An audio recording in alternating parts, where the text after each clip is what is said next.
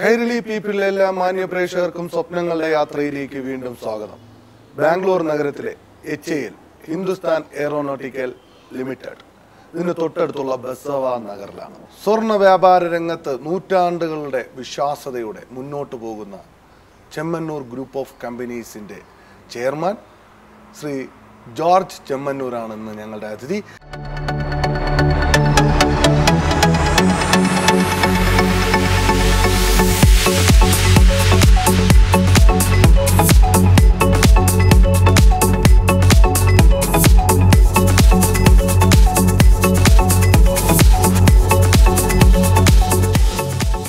നമസ്കാരം സർ. തൃശ്ശൂർ ജില്ലയിലെ വരന്തരപ്പള്ളി, അവിടെ പോയി കഴിഞ്ഞാൽ വരം കിട്ടും എന്നുള്ളതാണ്. ആ പള്ളിയിൽ പോയി പ്രാർത്ഥിച്ചാൽ വരം കിട്ടുന്നതാണ്. ആ ഒരു പേരിലാണ് വരം തരും പള്ളി എന്നായിട്ട് സ്ഥലമായത് മാറിയത്. അവിടെ നിന്ന് എങ്ങനെയാണ് സാർ സാറിൻ്റെ ബാല്യകാലം? ഞാനൊരു കൃഷിക്കാരനായിരുന്നു. ഞങ്ങൾക്ക് അന്ന് നടാമ്പാടം എന്ന് പറയുന്ന ഒരു സ്ഥലമുണ്ട്, പാലപ്പള്ളി എസ്റ്റേറ്റിൻ്റെ ഒരു സൈഡിലായിട്ട് കിടക്കുന്നത്. 10-40 ഏക്കർ സ്ഥലമുണ്ട്. അപ്പോൾ അതിൽ റബ്ബർ, കോക്കനട്ട് അങ്ങനെയുള്ള കൃഷികളൊക്കെ ഞാൻ കുറേ കാലം നോക്കിയിരുന്നു. അവിടെ നിന്ന് എല്ലാ കാലത്തും സ്വർണ്ണപ്പിടിയുണ്ട്. പക്ഷെ ആ പാരമ്പര്യമായി കിട്ടിയ ഒരു അറിവും അതെ, ഇങ്ങനെയൊക്കെ പറഞ്ഞു കേട്ടിട്ടും. ഇപ്പോൾ ഇളയപ്പൻ, അപ്പൻ്റെ അനിയൻ എൻ്റെ ഫാദർ ഒരു ടീച്ചറായിരുന്നു, ഒരു സ്കൂൾ ഹെഡ് മാസ്റ്ററായിരുന്നു. അപ്പൻ്റെ അനിയൻ ജോസഫ് ചെമ്മണ്ണൂർ അങ്ങൊരു ടീച്ചറായിരുന്നു. അതേസമയം തന്നെ ഒരു സ്വർണ്ണപ്പിടി ഉണ്ടായിരുന്നു. തൃശ്ശൂർ ജില്ലയിലായിരുന്നു, വരന്തരപ്പള്ളിയിലായിരുന്നു. ഞാൻ 10ാം ക്ലാസ് വരെ പഠിച്ചിട്ടുള്ളൂ. വിദ്യാഭ്യാസ ലേഖയിൽ അതോ പഠിച്ചിട്ടുള്ളൂ. പിന്നെ കുറച്ച് ഡയമണ്ടിൽ എക്സ്പോർട്ട് ചെയ്ത് ഇവിടെ ആൻറ്റ്വെർപ്പ് എന്ന് പറഞ്ഞൊരു സ്ഥലമുണ്ട്. അതാണ് ലോകത്തിലെ ഏറ്റവും ഡയമണ്ട് ബിസിനസ്സിൻ്റെ കേന്ദ്രം എന്ന് പറയുന്നത്. അതാണ് ആൻറ്റ്വെർപ്പ്, ബെൽജിയത്തിലാണ്. അവിടെ ഞാൻ പോയിട്ടൊരു കോഴ്സ് പഠിച്ചിട്ടുണ്ട്. തൃശ്ശൂർ സ്വർണ്ണപ്പിടിയിൽ നിന്നാണ് ദുബായിക്ക് പോകുന്നത്. ദുബായിലേക്ക് എങ്ങനെയായിരുന്നു? ദുബായി ഞാൻ ചെല്ലുന്ന കാലത്ത് ആദ്യത്തെ മലയാളി ഷോപ്പാണത്, ഗോൾഡ് സൂക്കിൽ അപ്സ്റ്റെയറിലാണ്. കാരണം അടിയിൽ തുടങ്ങാനുള്ള സാമ്പത്തിക ശേഷി ഇല്ല, വലിയ വലിയ പീഡിയക്കാരാണ് അടിയിലുള്ളത്. അപ്പോൾ അതിൻ്റെ മുകളിൽ ഫസ്റ്റ് ഫ്ലോറിലൊരു ഷോപ്പ് പോലെ ഉണ്ട്. ഇപ്പോൾ അത് മുഴുവൻ ജ്വല്ലറിയാണ്. ആ ഏരിയ കംപ്ലീറ്റ് ജ്വല്ലറിയാണ്. മുകളിലും ഞാനാണ് എൻ്റെ ആദ്യത്തെ ആൾ. അവർ 6 മാസം അവിടെ ആരും ഇല്ലാതെ കിടന്നിട്ട് ഞാനാണ് നടാടെ അവിടെ പോയിട്ട് മുകളിൽ സ്ഥലം എടുത്തത്. അവർ പറഞ്ഞത് സ്വർണ്ണപ്പിടിയെ നിങ്ങൾ ഇവിടെയൊക്കെ മുകളിൽ വന്നെടുത്താൽ ശരിയാവില്ല, അടിയിൽ തന്നെ. ഞാൻ വേണ്ട, എൻ്റെ കസ്റ്റമർ വന്നോളും. അങ്ങനെ വന്ന് അപ്പോൾ ഞങ്ങൾക്ക് ധൈര്യമുണ്ട് എനിക്ക്. കാരണം കേരളത്തിൽ നിന്ന് ഒത്തിരി പേര് അന്ന് ദുബായിലുണ്ട്. സാധാ ജോലികളൊക്കെ ആണെങ്കിലും ഒത്തിരി പേരുണ്ട്. അപ്പോൾ അവരുടെ ബിസിനസ് നമുക്ക് കിട്ടുന്നുള്ളത് ഉറപ്പാണ്. അതൊക്കെ വെച്ച് നമ്മൾ വർക്ക് ചെയ്തു. അതൊക്കെ സക്സസ് ആയിരുന്നു.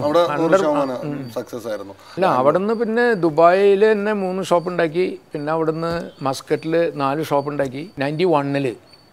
പിന്നെ അവിടെ നിന്ന് ബഹ്റൈനിലേക്ക് പോയി. അത് കഴിഞ്ഞിട്ട് പിന്നെ ദുബായ് മടുത്തു. ദുബായ് മീൻസ് ഗൾഫ് മടുത്തു, ഗൾഫ് രാജ്യം മടുത്തു. എന്തായിരുന്നു കാരണം സാർ? അത് കാരണം എന്താണെന്ന് വെച്ചാൽ ഒന്നാമത് ക്ലൈമറ്റിക്കൽ ബുദ്ധിമുട്ട്. പിന്നെ ഈ പറഞ്ഞ പോലെ കാലത്ത് തൊട്ട് വൈകുന്നേരം വരെ ജോലി ചെയ്യണം. രാത്രി 12 മണിയൊക്കെ പീടികയിൽ പോടാൻ പറ്റുള്ളൂ. അതിൻ്റെ സമയത്തിൻ്റെ വ്യത്യാസങ്ങൾ, ഈ പ്രോബ്ലംസൊക്കെ കാരണം മടുത്തിട്ട് ഇങ്ങോട്ട് പോരേ. അങ്ങോട്ട് പോന്നിട്ട് ഇവിടെ വന്നിട്ട് ബോംബെ പോയി, ഡൽഹി പോയി, മദ്രാസിൽ പോയി, നാഗ്പൂർ പോയി ഒരു സ്ഥലം കണ്ടുപിടിക്കാനായിട്ട്. അവിടെ ഒന്നും അന്തരീക്ഷം ശരിയാവണില്ല. കാരണം പിന്നെ ഒരു ബിസിനസ്, എന്തെങ്കിലും ഒരു ഇൻഡസ്ട്രി ആരംഭിക്കുന്ന ഒരൊറ്റ ഐഡിയയിലാണ് ഇങ്ങോട്ട് തിരിച്ചു വന്നത്. ഇവിടെ വന്ന് അങ്ങനെ ജയ അലക്സാണ്ടറെ ഞാൻ പരിചയപ്പെട്ടിരുന്നു. നമ്മുടെ മുൻ മന്ത്രിയും IAS ആണ്. ചീഫ് സെക്രട്ടറി ആയിരുന്ന കാലത്താണ് ഞാൻ പരിചയപ്പെടുന്നത്. അതിനുശേഷമാണ് അങ്ങൊരു മന്ത്രിയൊക്കെ ആയത്. വന്ന് ചെന്ന് പറഞ്ഞപ്പോൾ ഇൻഡസ്ട്രിക്ക് നല്ല കാര്യങ്ങളാണ് ഇവിടെ, ഞങ്ങൾക്ക് വെൽക്കാണ് കർണാടകയിൽ, അങ്ങനെയൊക്കെ പറഞ്ഞു. അങ്ങനെ പറഞ്ഞപ്പോൾ ഓക്കെ. അങ്ങനെ വന്നിട്ടാണ് 2 ഇൻഡസ്ട്രി സ്റ്റാർട്ട് ചെയ്തു. ഒന്ന് ഗ്രാനൈറ്റ്, അത് കർണാടകത്തിലല്ല, അത് തിരുപ്പതി ആന്ധ്രയിൽ ഒരു 5 ഏക്കർ സ്ഥലത്ത് ഒരു വലിയ ഫാക്ടറി ഉണ്ടാക്കി. അതിപ്പോഴും സ്ഥലം അവിടെ ഉണ്ട്, ഫാക്ടറി നിർത്തി. ഇതിൻ്റെ റോ മെറ്റീരിയൽ കിട്ടാൻ വലിയ ബുദ്ധിമുട്ടായിരുന്നു. ഈ നല്ല റോ മെറ്റീരിയൽ കിട്ടിയാലേ വിദേശത്തേക്ക് അയക്കാൻ പറ്റുള്ളൂ. കുറേ എക്സ്പോർട്ട് ചെയ്യുന്ന കോടിക്കണക്കിന് രൂപയുടെ എക്സ്പോർട്ട് നടത്തുന്നുണ്ട്. പക്ഷെ അവസാനം വരുമ്പോൾ ക്വാളിറ്റി മോശമാകുമ്പോൾ അവർ വിഷമിക്കുക. ഗ്രാനൈറ്റ് കൂടാതെ വേറെ ഒരു എക്സ്ട്രാക്ട്, അതായത് സ്പൈസസ് എക്സ്ട്രാക്ട് എടുക്കുന്നത്, അതായത് കുരുമുളക്, ഏലക്കായ, അങ്ങനെയൊക്കെയുള്ള സാധനങ്ങളിലെ എക്സ്ട്രാക്ട് എടുക്കുക. അങ്ങനെ ഒരു അങ്ങനെ ഒരു യലഹങ്കയിൽ ഒരു ഫാക്ടറി ഉണ്ട്. ഇപ്പോഴും അല്ലല്ല, പ്രവർത്തിക്കുന്നില്ല. അതൊക്കെ സ്റ്റോപ്പ് ചെയ്തു. ഇൻഡസ്ട്രിയിൽ ഞങ്ങൾക്ക് നന്നാവാൻ ശരിയായില്ല. കാരണം സ്വർണ്ണ വ്യാപാര രംഗത്ത് പാരമ്പര്യമായി കിട്ടിയ ഒരു അറിവ് ഇൻഡസ്ട്രി ആവാൻ പറ്റുന്നില്ല. ചെറിയൊരു മാറ്റം സാർ ആഗ്രഹിച്ചു. അതെ, അത് സാധിച്ചില്ല. എൻ്റെ തിരിച്ച് ഒരു പഴഞ്ചൊല്ലുണ്ട്, മൂഷിക സ്ത്രീ പിന്നെയും മൂഷിക സ്ത്രീയായിരുന്നു. ജോലി ചെയ്ത് മടുത്ത് അവസാനം സ്വർണത്തിലേക്ക് തന്നെ തിരിച്ചു വന്നു. അങ്ങനെയാണ് ഇവിടെ 1990 ബാംഗ്ലൂർ വന്നു. അത് കഴിഞ്ഞിട്ട് 91 ജ്വല്ലറി ഇപ്പോൾ കണ്ട മെയിൻ ഷോറൂമിൽ ജെ സി റോഡിൽ ഷോറൂം സ്റ്റാർട്ട് ചെയ്തു 1991.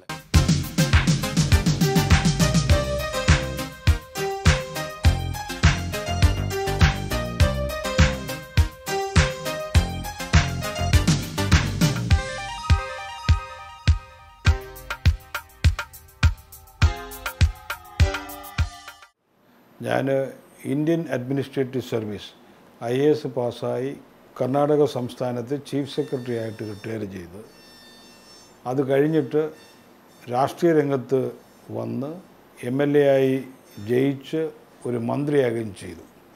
ഇതാണ് എൻ്റെ പൊതുജീവിതത്തിലുള്ള അനുഭവ സമ്പത്ത്. ചെമ്മന്നൂർ ജുവലേഴ്സ് എന്ന് പറയുന്ന കമ്പനിയുടെ ചെയർമാൻ സ്ഥാനത്തേക്ക് കഴിഞ്ഞ നവംബർ 1 തീയതി ഞാൻ ചേർന്നു.